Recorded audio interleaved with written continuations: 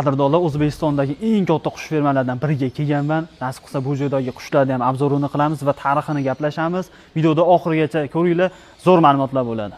Do'stlar, bu ma'lumotni aytmasam bo'lmaydi. 3 ta avlod qush bilan shug'ullanib kelishar ekan. Birinchi kim boshlagan?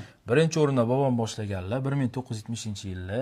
Keyin dadamdan keyin biz ya'ni 3-avlodimiz. Bizdan keyin Xudo xohlasa mana bolalarim davom ettiradi. Hop, bunga bu hammasi kakadu farm yutug'i. O'zbekistondagi o'zimizni qora maynani bobom gapirtirib, sovrinlarni olganlar. Mana hattoki arab jurnalida ham chiqqan mana rasmlari. Qadrdonlar, qaranglar, kakaduni yirigi, bu qo'lga o'rgatilgan qush. Oti nima bo'lgan ekan? Bu Grisha bo'ladi. Grisha.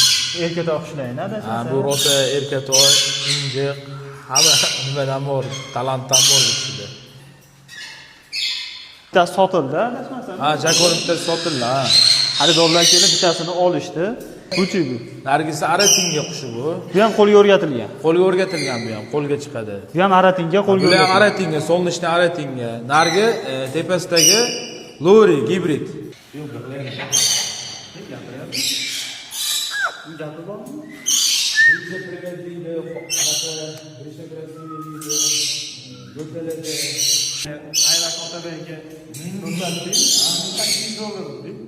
Azizlar, biz YouTube'ga juda ham keng, chiroyli holatda foydali ma'lumotlarga to'la video tayyorladik.